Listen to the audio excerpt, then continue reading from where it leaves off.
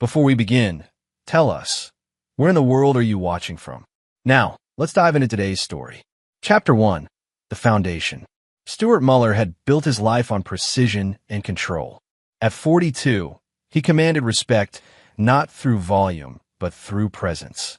His steel-gray eyes missed nothing, and his methodical approach to everything, from his successful construction consulting firm to his family relationships, had earned him a reputation as someone you didn't cross. Those who knew him well understood that beneath his calm exterior lay a man who never forgot a slight and never forgave betrayal. The Muller household sat on 3 pristine acres in the hills outside Denver, a testament to Stuart's eye for detail and his wife Sophia's taste for elegance. 13 years of marriage had produced their daughter Emma, a bright 7-year-old who inherited her father's observational skills and her mother's striking features. Sophia McMahon had been 25 when she married Stuart, a stunning brunette with ambitions that seemed to align perfectly with his own. She'd worked in marketing for a luxury hotel chain, bringing home stories of high-profile clients and glamorous events. Stuart had been smitten not just by her beauty, but by her apparent drive and sophistication. Now 38, Sophia had transitioned into volunteer work for various charities, organizing galas and fundraisers that kept her busy during Emma's school hours. Stuart's birthday had fallen on a crisp October Saturday. The morning had started typically, Emma bouncing on their bed at dawn, Sophia making his favorite coffee, and the familiar rhythm of weekend family life. But there had been something different in Sophia's demeanor lately. Small things, phone calls that ended abruptly when he entered the room, new clothes that appeared without explanation, and a certain distance in her eyes, even when she smiled. The gift box arrived via courier at precisely noon, wrapped in expensive black paper with a silver ribbon. Sophia had been in the shower when the doorbell rang, so Stuart had signed for it himself, noting the sender's address was from downtown Denver, an area where Sophia's charity work often took her. "Dad, don't open it," Emma had said immediately upon seeing the package. Her voice carried an urgency that made Stuart pause. "Why not, sweetheart?" he asked, crouching down to her level. "Can't you see it?" Emma's eyes were wide, fixed on the package with an intensity that seemed beyond her years. Stuart looked closer at the box, studying every detail. The wrapping was flawless, professional. But as his architect's eye examined the package more carefully, he noticed something odd about the shipping label. The sender's name was partially obscured, but what he could make out made his blood run cold. C. Wiley. Craig Wiley. Stuart knew that name, though he'd never met the man personally. Craig was a real estate developer who'd been circling some of Stuart's bigger projects lately, trying to poach clients with promises of faster timelines and cheaper costs. More importantly, Craig had been showing up at several of the charity events Sophia organized, always managing to get photographed with the organizers for the society pages. Stuart's mind began processing information with the cold efficiency that had made him successful in business. The expensive wrapping, the personal delivery on his birthday, the way Sophia had been acting lately, and now his daughter's inexplicable reaction to the package. Instead of opening the gift, Stuart made a decision that would change everything. He carried the box to his home office and placed it unopened on his desk. Then he made a phone call to Marcus Webb, a private investigator he'd used for business purposes in the past. "Marcus, it's Stuart Muller. I need you to do something for me, and I need it done quietly and thoroughly." 30 minutes later, as Marcus was explaining the surveillance options available, the doorbell rang. Through his office window, Stuart watched 2 police officers approach his front door. His blood chilled, but not from fear, from rage. Whatever was in that box, whatever game was being played, he was about to find out exactly how deep this betrayal went. Sophia answered the door, and Stuart could hear her voice rising in what sounded like genuine surprise and concern. The officers were asking about a package delivery, something about investigating a harassment complaint. Stuart remained in his office, listening and learning, his mind already 3 moves ahead of whatever trap had been set for him. As he watched the police car pull away 20 minutes later, Stuart's expression remained calm, but inside, a cold fury was building. Whoever had sent that package had made a crucial mistake. They'd underestimated exactly who they were dealing with. Stuart Muller didn't just play defense.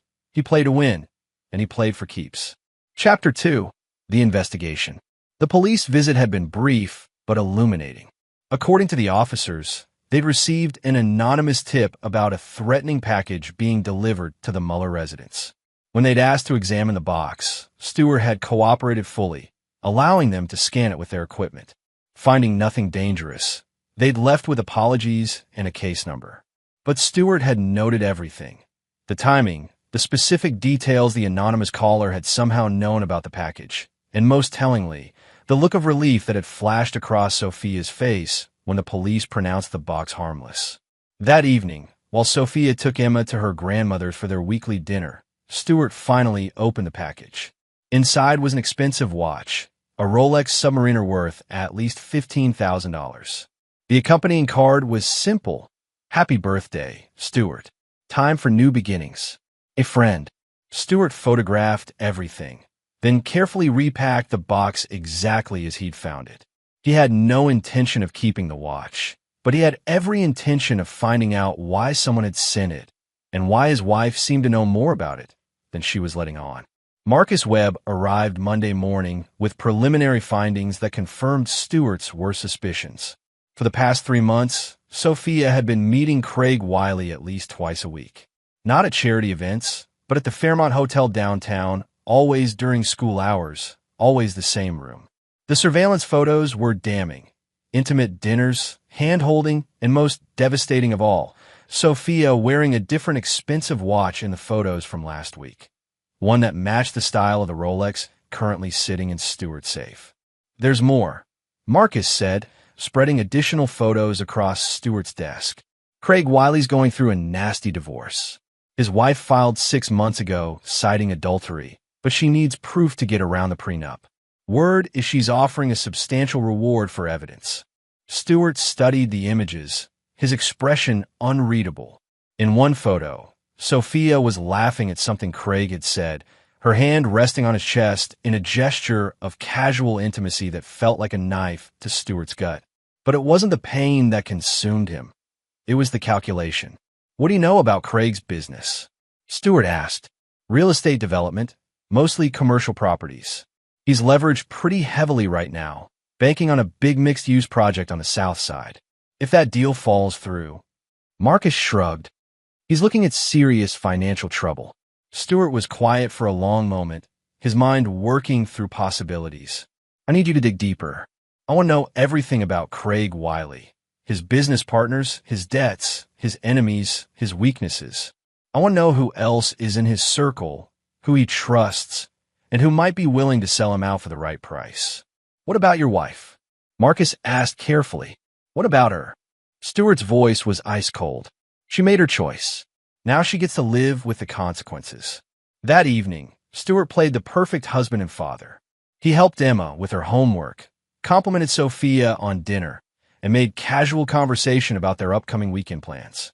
But he was watching, cataloging every lie, every evasion, every moment when Sophia's attention drifted to her phone. When Sophia excused herself to take a call from the caterer for the children's hospital gala, Stuart followed quietly, listening from the hallway as she spoke in hushed, intimate tones that confirmed what he already knew. I can't talk long. Yes, he opened it.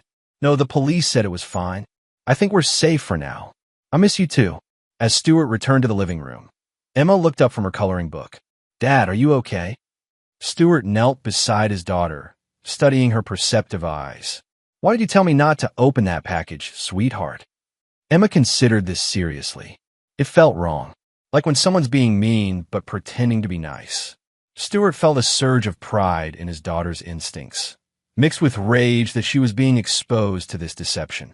You're very smart, Emma. Always trust your feelings about people, okay? That night, as Sophia slept beside him, Stuart stared at the ceiling and planned. He'd built his career on understanding structures, on knowing exactly where to apply pressure to bring things down safely and completely. Marriages, he was learning, weren't so different from buildings. You had to understand the foundation, identify the load-bearing elements, and then remove them in exactly the right sequence. Craig Wiley and Sophia thought they were playing a simple game of deception. They had no idea they'd just walked into the crosshairs of a man who never left anything to chance and who never, ever forgave a betrayal. Chapter 3. The Foundation Cracks. Stewart spent the next week building his intelligence network with the same methodical precision he applied to his construction projects. Marcus Webb's investigation had expanded beyond surveillance into a comprehensive dossier on Craig Wiley's life, business, and associates. The picture that emerged was of a man skating on thin ice. Craig's development company was 3 months behind on loan payments for his signature project, a mixed-use complex that would either make him wealthy or bankrupt him. His divorce proceedings were bleeding money into legal fees, and his soon-to-be ex-wife, Marion Wiley, was proving to be far more resourceful than he'd anticipated. Stewart arranged to meet Marion through carefully orchestrated social channels. A mutual acquaintance from the country club mentioned that Marion was looking for an architect to redesign her new home, and Stewart graciously offered his consultation services. Marion Wiley was everything her estranged husband wasn't: subtle, intelligent, and driven by a quiet fury that Stewart recognized and respected. Over coffee at her attorney's office, she laid out her situation with clinical precision. "Craig thinks I'm just another trophy wife who'll roll over for his lawyers," Marion said, her voice steady but her eyes blazing. "He has no idea that I've been documenting his affairs for years. I just need the right leverage to finish this." Stewart leaned back in his chair, studying the woman across from him. "What kind of leverage are you looking for?" "The kind that proves he's been hiding assets and lying under oath. The kind that voids his prenup and gives me everything I'm entitled to after 15 years of marriage." Marion paused, then added quietly, "I know about your wife, Mr. Muller." "I'm sorry." Stewart's expression didn't change. "What do you know?" "That she's been helping Craig hide money in charity accounts. That she's been using her position with various organizations to launder his assets through fake donations and grants. And that she has no idea I've been watching them both." The revelation hit Stewart like a physical blow, but he absorbed it without flinching. Sophia wasn't just having an affair. She was actively participating in financial fraud. The watch, the expensive gifts, the new clothes, all of it funded by money stolen from legitimate charities. "Can you prove it?" Stewart asked. Marion smiled for the first time since they'd met. "Not yet, but I think together we might be able to change that." Stewart extended his hand across the table. "Mrs. Wiley, I think this is the beginning of a very productive partnership." Meanwhile, Stewart's home life continued its facade of normalcy. He attended Emma's school events, maintained his business relationships, and played the role of devoted husband with Oscar-worthy performance. But he was also laying groundwork for what was to come. He arranged for Bernard Werner, his most trusted foreman, to begin subtle documentation of any charity construction projects that Sophia had steered toward Craig's company. The pattern that emerged was damning. Over the past year, Sophia had influenced at least 6 nonprofit organizations to use Craig's services, often for inflated contracts that exceeded fair market value by substantial margins. Stewart also began building relationships with key figures in Sophia's charity circle. At a hospital fundraising gala, he charmed Therese Crane, the chief financial officer who'd grown increasingly concerned about cost overruns on recent projects. Over dinner, he planted seeds of doubt about the bidding processes, always careful to frame his concerns as professional curiosity rather than accusation. "Sophia does such wonderful work organizing these events," he told Therese over wine. "Though I have to admit, as someone in construction, some of the project costs seem high. Not that I'm questioning anyone's judgment. I'm sure there are factors I don't understand." Therese's frown suggested she'd had similar thoughts. "Actually, I've been meaning to ask someone with your expertise to review some of our contracts. Would you mind taking a look? Purely as a favor, of course." "I'd be happy to help," Stewart replied, knowing he'd just gained access to the documentation he needed.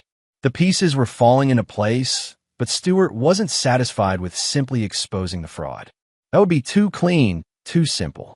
Craig and Sophia had betrayed him personally, and they'd used his daughter as an unwitting tool in their deception. For that, they would pay a price that went far beyond legal consequences. As he watched Sophia getting ready for another charity meeting The following Thursday, Stuart made a decision. It was time to accelerate the timeline. In 48 hours, he would begin the most important project of his life: the complete and utter destruction of everyone who had betrayed his trust. But first, he had one more conversation with Emma. "Sweetheart," he said, finding her in her room that evening. "Do you remember telling me not to open that package?" Emma nodded solemnly. "How did you know it was bad?" Emma thought carefully before answering. Mom was scared when it came, but she was pretending not to be. And scared people do stupid things. Stuart hugged his daughter close, marveling at her wisdom. "Yes, they do. But smart people like us, we make plans. And we always protect the people we love." Chapter 4. The First Strike. Friday morning brought the first phase of Stuart's revenge into motion. While Sophia attended what she believed was a routine meeting with the Children's Hospital Development Committee, Stuart was 3 blocks away in Marion Wiley's attorney's office, turning over a meticulously prepared dossier of evidence. The documentation was devastating. Bank records showing unusual cash flows through charity accounts, contracts signed by Sophia that directed work to Craig's company at inflated rates, and email communications between Craig and Sophia discussing how to manage the money flow without raising red flags. Stuart had spent 2 weeks building this case, calling in favors from financial contacts, and using his construction industry connections to verify that Craig's billing was fraudulent. "This is enough to destroy them both," Marion's attorney, Luke Hogan, said as he reviewed the materials. "Financial fraud, charity misappropriation, violation of fiduciary duties. We're looking at criminal charges, not just civil penalties." But Stuart wasn't finished. That's just the foundation. Now we build the structure that brings everything down. Phase 2 began that afternoon when Stuart visited the construction site of Craig's flagship development project. The Meridian Complex was supposed to be Craig's crowning achievement: luxury condos, high-end retail, and office space that would establish him as a major player in Denver's development scene. Instead, it was about to become his funeral pyre. Stuart had done his homework. The project was financed through a complex web of investors, loans, and municipal bonds that required specific completion milestones to avoid default. Craig was already 3 months behind schedule and had used the charity money to cover cost overruns. More critically, the project relied on city permits that could be revoked if irregularities were discovered in the financing. Alejandro Wood, Stuart's contact in the city planning department, met him for coffee that afternoon. They'd worked together on municipal projects for years, and Alejandro trusted Stuart's professional judgment completely. "Alex, I need you to take a very close look at the Meridian Complex permits," Stuart said quietly. "I've been hearing rumors about financial irregularities in the development funding." Alejandro frowned. "What kind of irregularities?" Stuart handed him a carefully edited version of his dossier, focusing on the financial aspects while omitting any mention of Sophia's direct involvement. The kind that could make the city liable if this project goes sideways. "I'm not saying anything definitive, but as a friend, I'd recommend a thorough audit of the funding sources." "I'll have our people look into it Monday morning," Alejandro promised. "Thanks for the heads up, Stuart. This could save the city a lot of embarrassment." That evening, Stuart implemented Phase 3. He called a family meeting with Emma, arranging for them to have dinner alone while Sophia attended another charity function. "Dad, where's Mom going all the time?" Emma asked over pizza. Stuart chose his words carefully. "Your mother has been making some poor choices lately, sweetheart. Sometimes adults make decisions that hurt the people they're supposed to love and protect." Emma's eyes were serious. "Like lying." "Yes, like lying. And when people lie to us, especially people who are supposed to love us, we have to decide how to respond." "Are you and Mom going to get divorced?" The question hung in the air between them. Stuart had been dreading this conversation, but Emma deserved honesty, or at least as much honesty as a 7-year-old could handle. "I don't know yet, Ma, but I want you to understand something very important. Whatever happens between your mother and me, you will always be safe. You will always be loved, and you will always be my priority." Emma nodded solemnly. "I know, Dad. I trust you." Later that night, Stuart received the call he'd been expecting. Sophia's voice was strained when she explained that the charity meeting had run late, and she'd be staying overnight at her sister's house to avoid the long drive home in bad weather. Stewart knew she was with Craig, probably celebrating what they thought was their continued success in hiding their affair and their theft. They had no idea that while they were playing house, their entire world was being systematically dismantled. Stewart spent the evening in his office, reviewing timelines and adjusting his strategy. Monday would bring the city audit that would freeze Craig's project. Tuesday would see the charity board meetings where Therese Crane would present routine financial reviews that would expose the fund misappropriation. Wednesday, Marion's divorce attorney would file amended papers with criminal fraud allegations. And Thursday would be when Stewart played his final card. He pulled out his phone and dialed Marcus Webb's number. "Marcus, it's time for Phase 4. I need you to arrange something for me, and it needs to look completely natural. What do you have in mind?" Stewart's smile was cold as winter steel. "I'm going to give Craig Wiley exactly what he thinks he wants, and it's going to destroy him." Chapter 5, The Tightening Noose. Monday morning arrived with the precision of a Swiss watch. Stewart was in his office reviewing construction reports when his phone rang. It was Alejandro Wood, and his voice carried the strain of a man who'd just discovered a municipal nightmare. "Stewart, that tip you gave me about the Meridian Complex. Jesus Christ, what did you uncover? I take it the audit found something." Stewart kept his voice neutral, professional.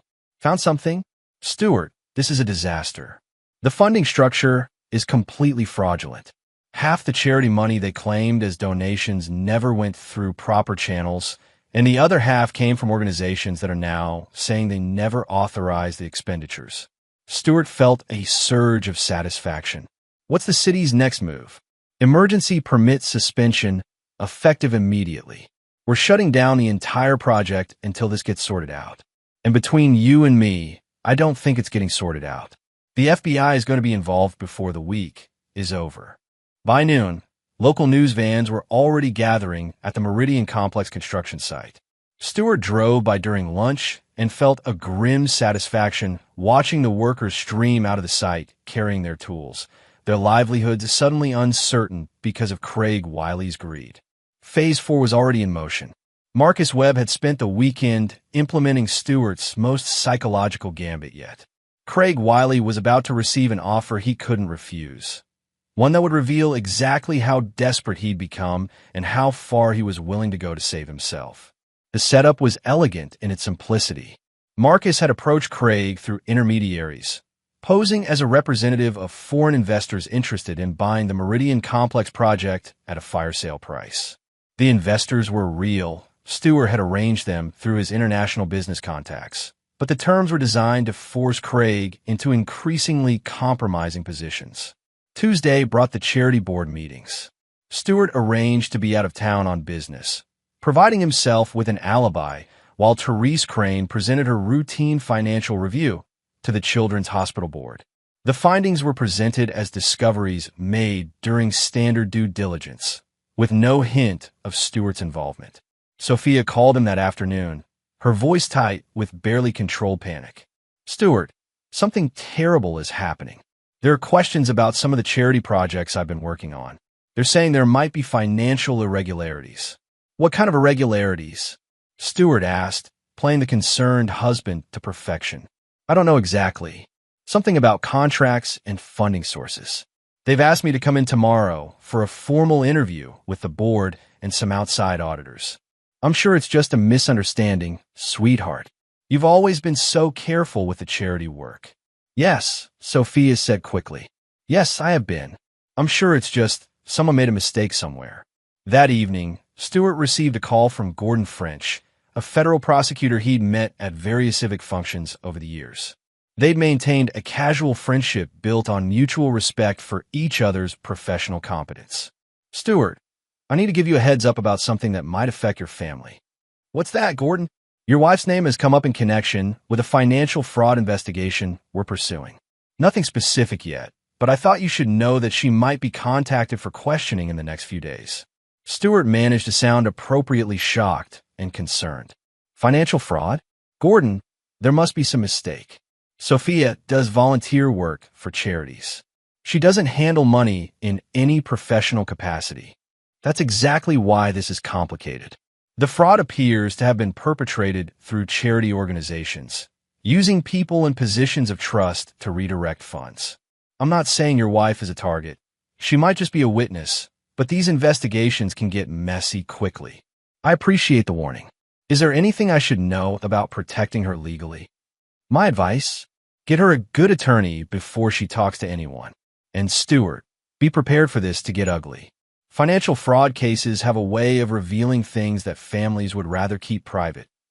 Wednesday evening brought the most challenging performance of Stuart's life. He sat across from Sophia at dinner, watching her push food around her plate while Emma chattered about her school day and maintained the facade of a loving, concerned husband. The charity investigation is getting more serious, Sophia said quietly after Emma had gone to bed. They're asking about specific contracts, specific donations. Stuart, I'm scared. For a moment, looking at his wife's pale, frightened face, Stuart almost felt something resembling pity. Almost. Then he remembered the intimate photos Marcus had shown him, the lies she'd told, the way she'd used their daughter as a cover for her deception. What exactly are they asking about? He said gently. Projects that Craig's company worked on. They're saying the contracts were overpriced, that the charity money was misused. Sophia's voice dropped to a whisper. They think I was involved in steering work to him. Were you? The question hung between them like a blade. Sophia looked directly at him for the first time in weeks, her eyes searching his face for any sign that he knew the truth. I might have made some recommendations. Craig's company does good work, and I thought. You thought what, Sophia? I thought I was helping. The charities needed contractors they could trust, and Craig was always professional. Stuart nodded slowly, as if accepting her explanation. I'm sure that's all it was. But maybe you should call an attorney, just to be safe. Gordon French recommended someone who specializes in this kind of thing. Relief flooded Sophia's face. You're not angry? Why would I be angry? You were trying to help. Stuart reached across the table and took her hand, feeling nothing but cold determination. We'll get through this together. As Sophia squeezed his hand gratefully, Stuart was already planning Thursday's final revelation. By sunset tomorrow, Craig Wiley would be in federal custody. Sophia would understand exactly how thoroughly she'd been outmaneuvered, and Stuart's revenge would be complete. But he still had one more surprise prepared, one that would ensure neither Craig nor Sophia would ever forget the price of betraying Stuart Muller. Chapter 6. The Trap Springs. Thursday morning dawned gray and cold, matching Stuart's mood as he prepared for the final phase of his revenge.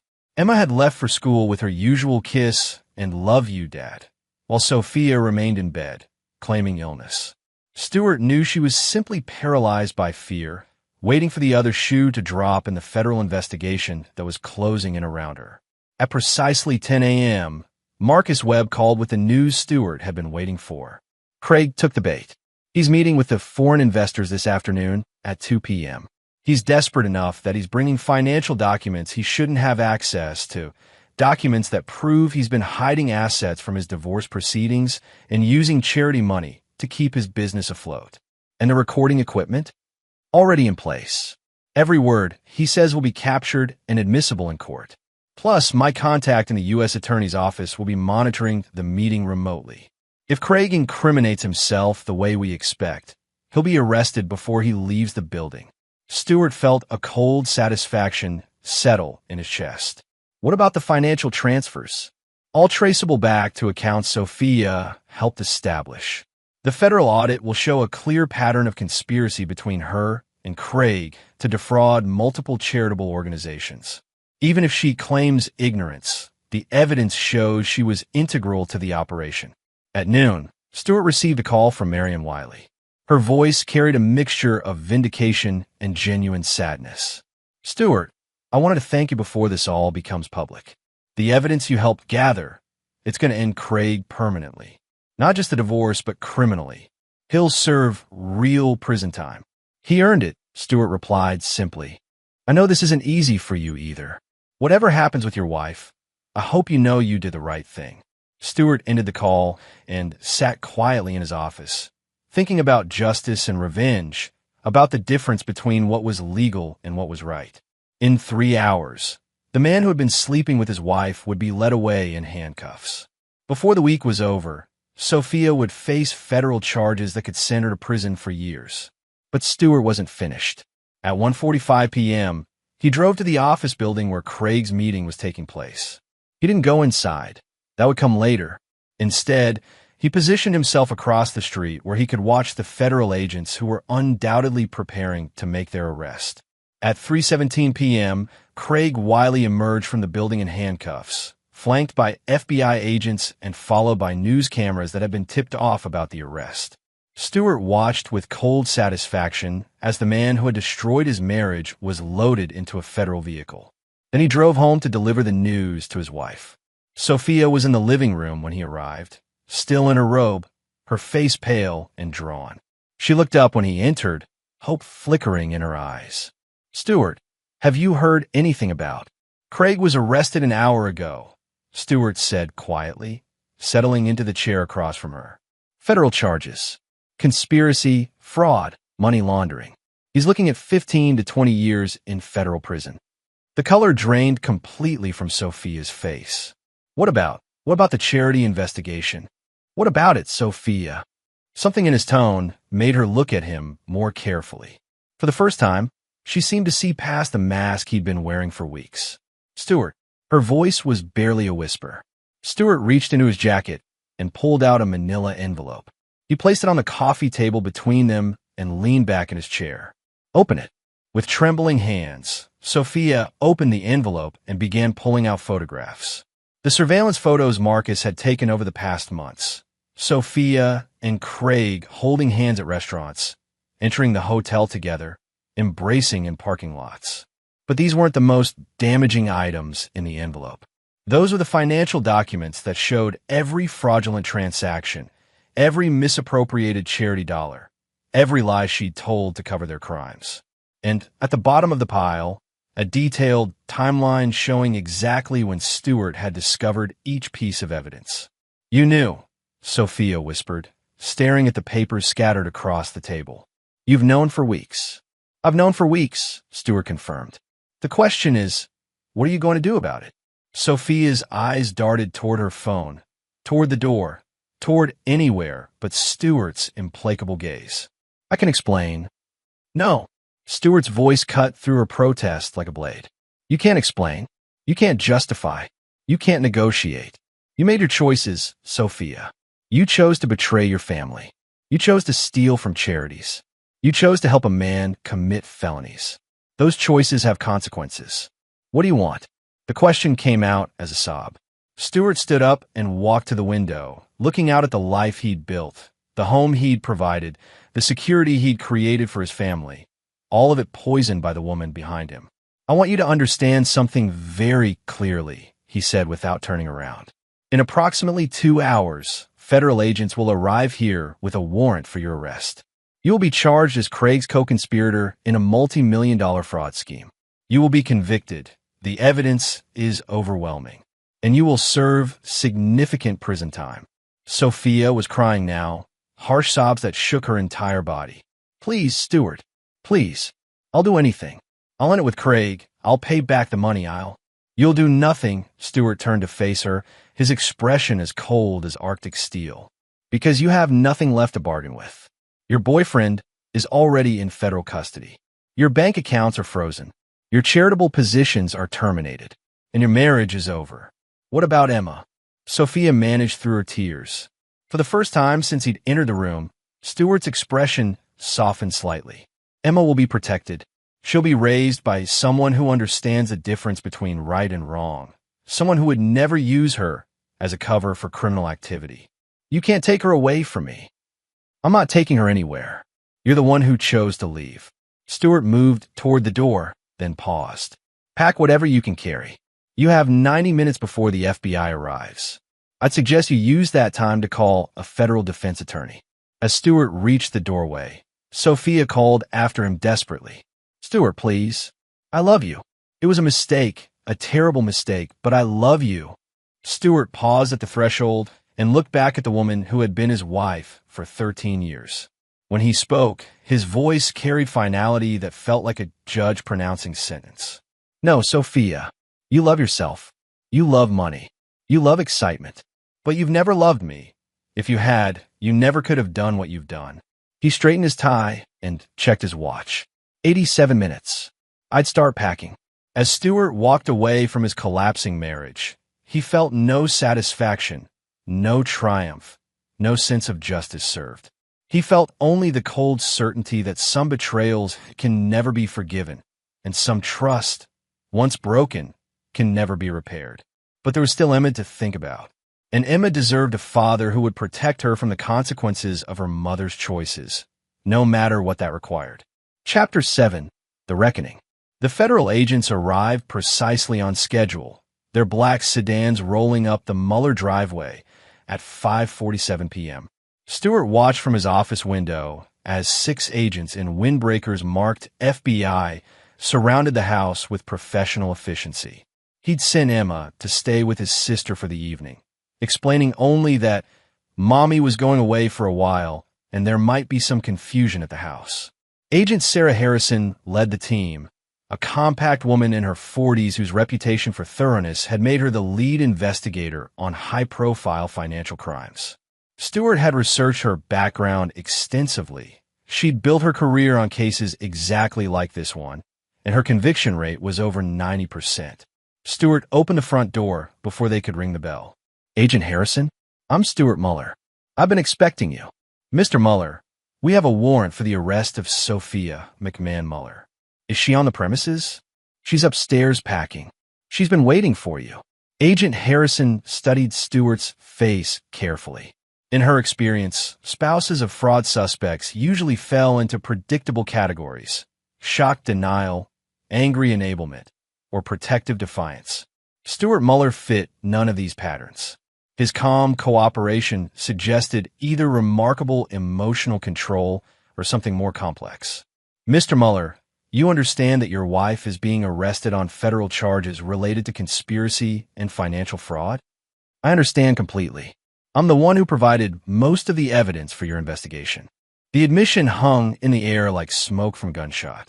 Agent Harrison had reviewed the case file extensively, but the source of the initial evidence had been carefully obscured through intermediaries and anonymous tips. Perhaps we should speak privately after we've processed Mrs. Muller, she suggested. Sophia appeared at the top of the stairs carrying a single suitcase, her face composed but her hands shaking.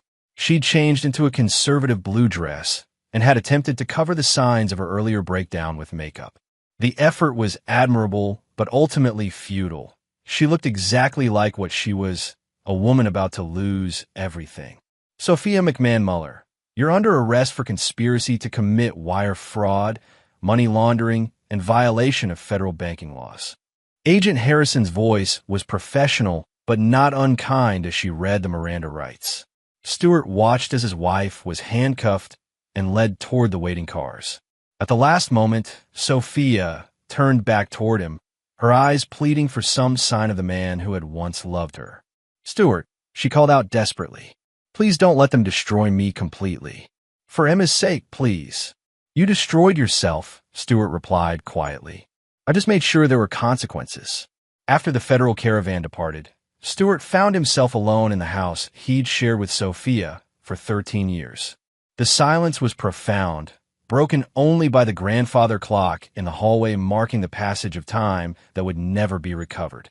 Agent Harrison returned 2 hours later, this time without her team.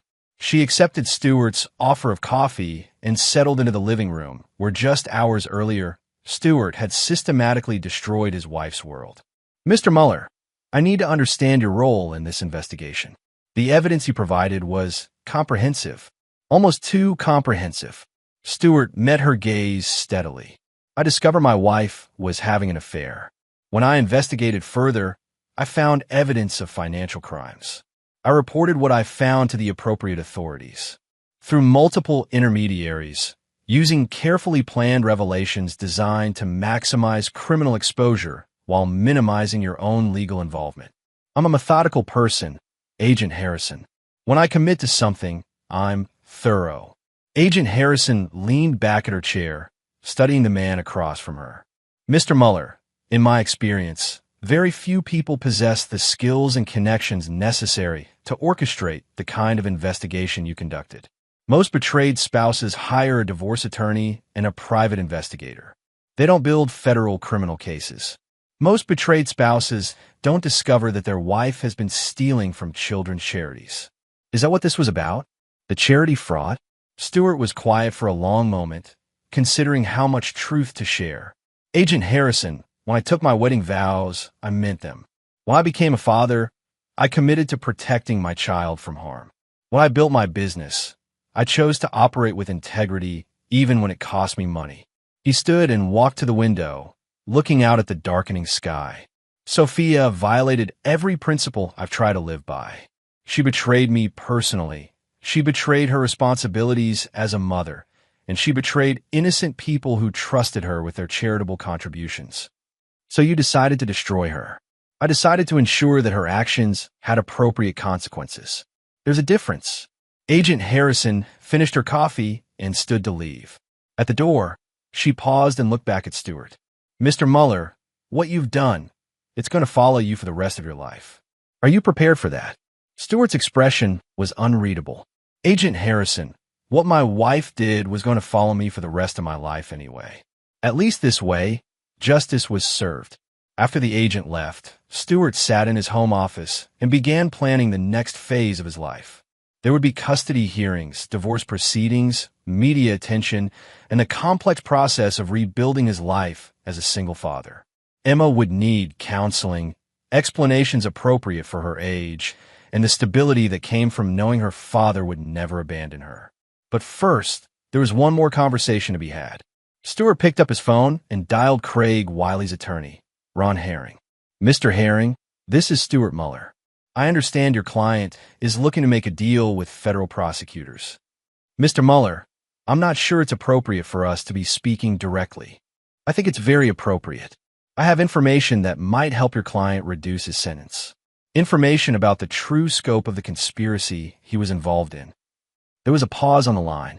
What kind of information? Stewart's smile was cold as winter. The kind that will ensure Craig Wiley understands exactly who he tried to cross and what that mistake is going to cost him for the rest of his life. As Stewart outlined his proposal to Craig's attorney, he felt the satisfaction of a master craftsman putting finishing touches on his masterpiece. Craig Wiley would learn that his affair with Sophia had been just the beginning of his problems.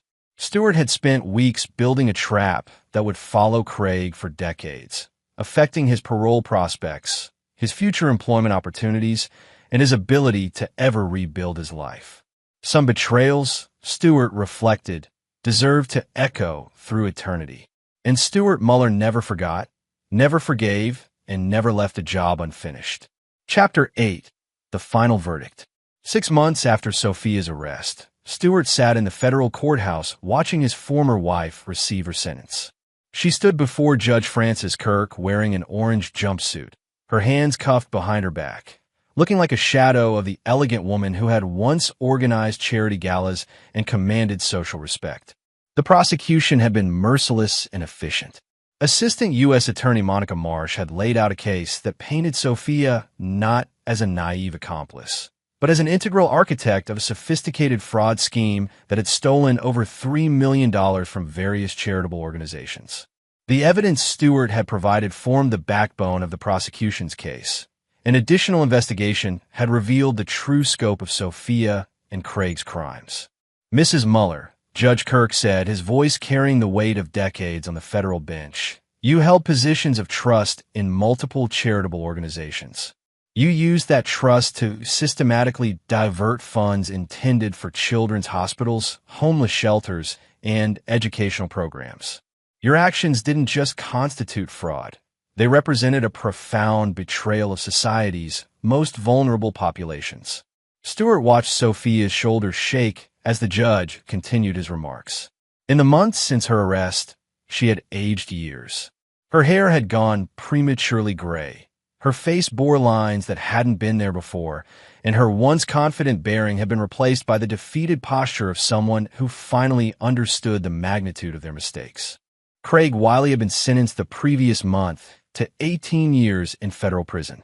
His cooperation with prosecutors had reduced what could have been a life sentence, but Stewart's additional evidence, financial records showing Craig had been skimming money from construction projects for years, had ensured the sentence remained severe. Craig would be 62 when he was released, his development company bankrupt, his reputation destroyed, his ex-wife remarried, and living comfortably on the settlement she'd secured. "I sentence you to 7 years in federal prison, followed by 3 years of supervised probation," Judge Kirk announced. "You will also pay full restitution to the defrauded organizations, a total of $3.2 million, which will be secured by liens against any assets you may acquire in the future." Sophia collapsed into her chair as the sentence was pronounced. 7 years. Emma would be 14 when her mother was released, assuming Sophia served her full sentence without incident. Her daughter would go through adolescence, high school graduation, and the early years of college without her mother's presence. As the court officers prepared to lead Sophia away, she turned toward the gallery where Stewart sat. Their eyes met for the first time since her arrest, and Stewart saw something he'd never expected. Not pleading, not anger, but a kind of grim acknowledgement. She knew what she had done. She knew what he had done in response. And she understood that this was justice, even if it was justice delivered by the man she had betrayed. Stewart didn't nod, didn't speak, didn't offer any gesture of forgiveness or reconciliation. He simply watched as his former wife was led away to begin serving her sentence, and felt nothing but cold satisfaction that the consequences had finally caught up with her choices. Outside the courthouse, Marion Wiley was waiting for him. She had attended every major hearing in both cases, her presence a reminder of how many lives Craig and Sophia's crimes had affected. "It's finished," she said simply. "Yes," Stewart agreed. "It's finished." They stood together in companionable silence, two people who had survived betrayal and ensured their betrayers faced appropriate consequences. Marion had rebuilt her life with impressive efficiency, using her divorce settlement to start a nonprofit organization that helped other women navigate complex divorce proceedings. She'd also begun dating a retired federal judge, a relationship built on mutual respect rather than passion, but one that seemed to bring her genuine contentment. "Have you thought about what comes next?" Marion asked. Stewart considered the question carefully. "Emma comes next. Making sure she grows up understanding that actions have consequences, that trust is earned and not given, and that sometimes the people we love most are capable of hurting us most deeply. That's a heavy lesson for a child. It's a necessary lesson. I won't let her grow up naive about human nature." Stewart drove home to find Emma in the backyard, building something elaborate with the construction set he'd bought her. At 8 years old, she developed an impressive understanding of structural engineering and an almost obsessive attention to detail, traits she'd inherited from her father. "Dad, look at this," she called out excitedly, gesturing to her creation. "It's a bridge that can hold up even if one part gets damaged." Stewart examined his daughter's work with professional interest. The design was sophisticated for her age, incorporating redundant support systems that would distribute weight if any single element failed. "That's excellent engineering, sweetheart. Why did you design it that way?" Emma considered the question seriously. "Because you never know when something might break. But if you plan for it, you can still keep going." Stewart felt a surge of pride mixed with something deeper, a recognition that his daughter had already learned one of life's most important lessons. She understood that betrayal and disappointment were possibilities to be planned for, not disasters that should destroy everything you'd built. "You're absolutely right," he told her. "Good engineers always plan for failure." That evening, after Emma had gone to bed, Stewart sat in his office reviewing the legal documents that would finalize his divorce from Sophia. The proceedings had been simplified by her criminal conviction. There were no custody disputes to resolve, no property divisions to negotiate, no alimony payments to calculate. Sophia had forfeited any claim to Emma or to the assets she'd helped build through her criminal behavior.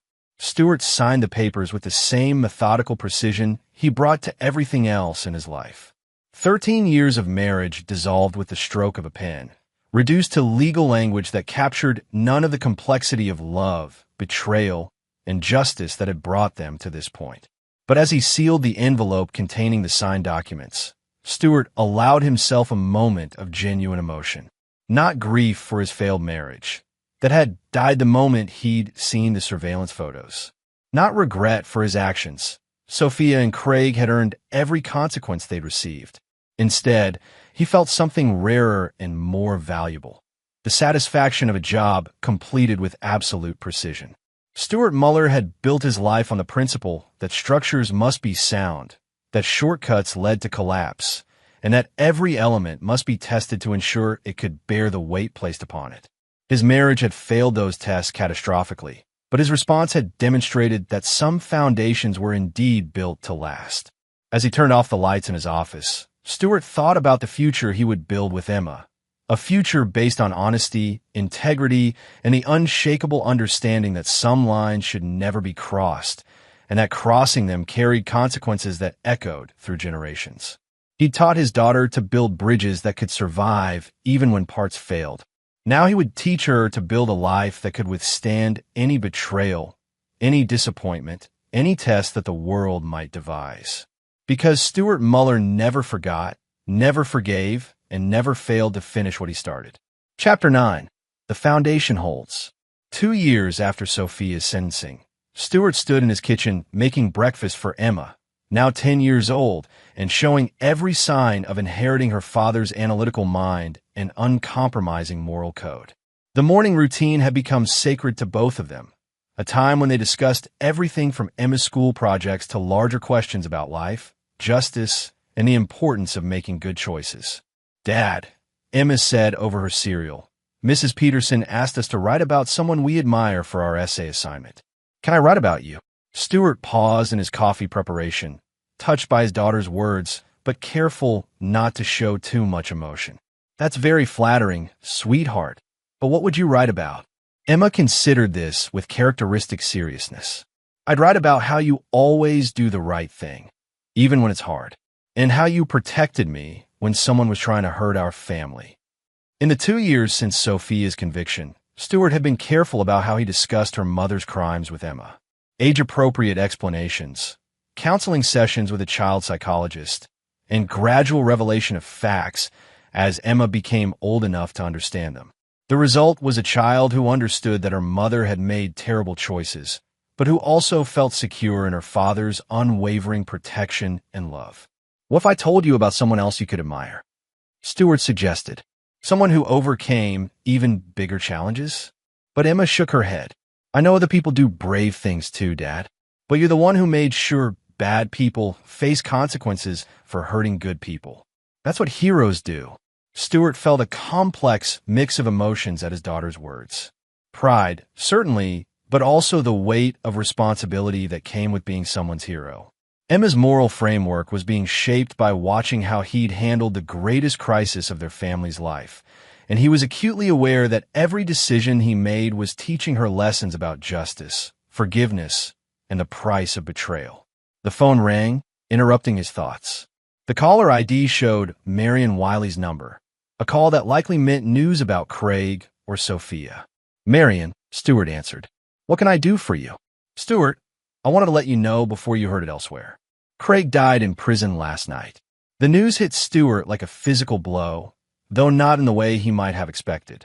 He felt no satisfaction, no sense of justice completed. Instead, he felt the strange emptiness that comes when a long chapter finally closes. What happened? Heart attack, apparently. He'd been having health problems for months. The stress of prison life, the financial ruin, the complete destruction of everything he'd built. His body just gave out. Stewart was quiet for a moment, processing the information. "How do you feel about it?" "Honestly, relieved. I know that probably sounds callous, but I've spent 3 years looking over my shoulder, wondering if he'd find some way to retaliate when he got out. Now Emma won't have to worry about that either." "Emma." Stewart looked at his daughter, who was pretending to focus on her cereal while obviously listening to every word of the conversation. "Marion, I need to go. Can we talk later?" "Of course. Give my love to Emma." After ending the call, Stewart sat down across from his daughter. He'd learned that honesty, delivered with appropriate context, was always better than the uncertainty that came with secrets and half-truths. Emma, that was Mrs. Wiley. She called to tell us that Craig Wiley died in prison last night. Emma set down her spoon and looked directly at her father. How do you feel about that? The question was exactly what Stuart should have expected from a child he'd raised to think critically about complex moral issues. Emma wasn't asking for reassurance or comfort. She was asking for his honest assessment of a complicated situation. I feel completed, Stuart said carefully. Not happy that someone died, but finished with a chapter of our lives that needed to end. Is Mom going to die in prison too? The question was asked with clinical curiosity rather than emotional distress, but it still cut deep. I don't know, sweetheart, but that's our responsibility to figure out. Our responsibility is to build the best life we can for ourselves. Emma nodded solemnly. Dad, do you think Mom will ever try to see me when she gets out? Stuart had been dreading this question for 2 years, knowing it would eventually come. She might, and if that happens, we'll deal with it together. But Emma, I want you to understand something very important. You get to decide what kind of relationship you want with your mother. No one else gets to make that choice for you. What if I don't want a relationship with her at all? Then that's your choice, and I'll support it completely. Emma returned to her cereal, apparently satisfied with his answer. But Stuart knew this conversation was far from over. It would be revisited many times as Emma grew older and developed a more sophisticated understanding of what her mother had done and why. Later that morning, Stuart received a call from his business partner, Dean Booker, asking him to lunch. Dean had been managing most of the day-to-day operations of their construction consulting firm, while Stuart focused on rebuilding his personal life, and the company had actually grown stronger during this period. Over lunch, Dean brought up a subject they'd been dancing around for months. Stuart, I've been thinking about expanding into some of the charity construction work that opened up after the Wiley scandal. A lot of organizations are looking for contractors they can absolutely trust, and your reputation for integrity is stronger than ever. Stuart considered this carefully. The idea of working with charitable organizations again, the same types of organizations that Sophia and Craig had defrauded, felt like closing a circle. But it also felt like an opportunity to demonstrate that not everyone in the construction industry was willing to exploit nonprofit organizations. What kind of projects are we talking about? Everything from homeless shelters to children's hospitals. The work that actually matters, Stuart. The kind of projects where cutting corners literally hurts people who can't protect themselves. Stuart thought about Emma's essay assignment, about being someone worthy of admiration, about the kind of legacy he wanted to build for his daughter. Set up some meetings. Let's see what good we can do. That evening, Stuart found Emma in her room working on her essay. She decided to write about her father after all, but she'd expanded the scope to include lessons about justice, consequences, and protecting people who couldn't protect themselves. Dad, can you help me with this paragraph? I want to explain why it's important that bad people face consequences, but I don't want to sound mean. Stuart sat on the edge of her bed and read what she'd written. The essay was sophisticated for a 10-year-old, showing clear moral reasoning and a nuanced understanding of complex issues. Emma, this is excellent.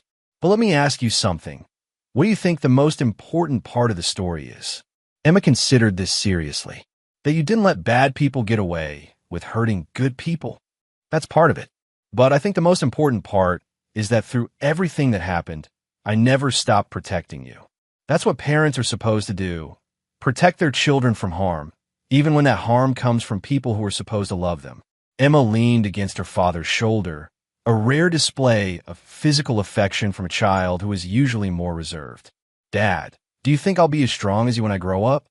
Stuart hugged his daughter close, feeling the weight of her absolute trust and the responsibility that came with being her primary guide through the moral complexities of the world. Emma, you're already stronger than you know, and you have something I didn't have when I was your age. You have someone who will always tell you the truth, no matter how difficult it might be. That kind of foundation makes all the difference. As Stuart tucked Emma into bed that night, he reflected on the journey that had brought them to this point. Sophia would serve at least 5 more years in federal prison, assuming good behavior. Craig was dead, his empire scattered to the winds. The charities they defrauded had been compensated through asset seizures and restitution orders. Justice, in all its cold and imperfect forms, had been served. But more importantly, Emma was thriving. She was growing into exactly the kind of person Stewart had hoped she would become. Strong, moral, analytical, and absolutely clear about the difference between right and wrong. She would never be naive about human nature, never vulnerable to the kind of manipulation that relied on trust and innocence. Stewart had built his revenge with the same precision he brought to every construction project. Careful planning, quality materials, and attention to detail that ensured the structure would last. But unlike buildings, which eventually outlive their usefulness and must be demolished, the lessons Emma had learned from watching her father respond to betrayal would last her entire lifetime. As he turned off the lights in Emma's room, Stewart allowed himself a moment of genuine satisfaction. He'd kept his promise to protect his daughter from the consequences of her mother's choices. He'd ensured that justice was served to those who had betrayed his trust. And he'd build a foundation for Emma's future that would never crack under pressure.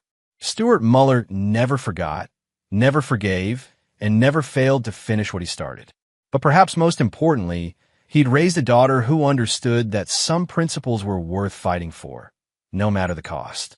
The gift box that had started this entire journey sat in Stewart's office safe, the expensive watch still in its original packaging, not as evidence that was no longer needed, but as a reminder that even the most elaborate deceptions eventually revealed themselves to those patient enough to wait and observant enough to see. Stewart had waited. He had seen, and he had responded with a precision that would echo through the rest of his life and his daughter's life, and perhaps even beyond that. Some foundations, once properly built, truly do last forever. And there you have it. Another story comes to an end. What did you think? I'd love to hear your thoughts in the comments below.